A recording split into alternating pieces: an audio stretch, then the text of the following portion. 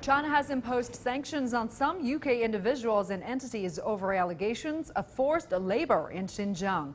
Meantime, several fashion companies, including H&M and Nike, are facing a growing backlash and boycott in China. It comes after they ended their cooperation with some cotton producers in Xinjiang, claiming they use forced labor. Now, China has dismissed the allegations as lies and a malicious smear campaign.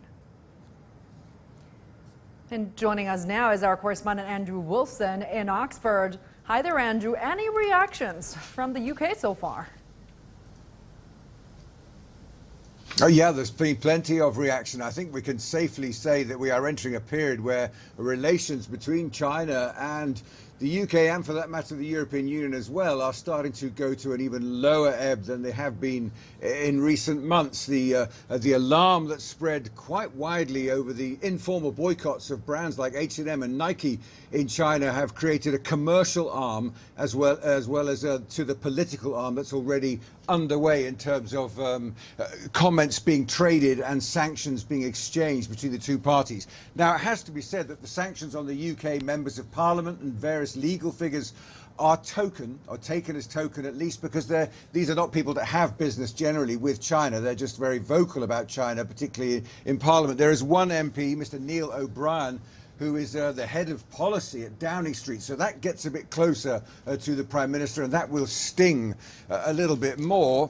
It's highlighting, again, a discussion in the UK, particularly about where the UK stands in terms of its relations with China. In the recent Foreign Policy Review, both of the sides of the argument were evidenced in the language. For example, at one point, the UK described China as a systemic competitor and the biggest state-based threat to the UK's economic security. But at the same time, later on in the document, it talked about promoting a positive trade and investment relationship. And this is the problem that both the Europeans and the Britons face at the moment, is how to deal with the political fallout from issues such as Xinjiang, which are taken very seriously here in the UK, and with the commercial aspirations that the European Union and the UK want to pursue with China. I think where we'll see this potentially deteriorate a little further will be on the comprehensive agreement on investment that was due to be negotiated further and eventually signed at some point in the next few weeks or perhaps months between Brussels and Beijing.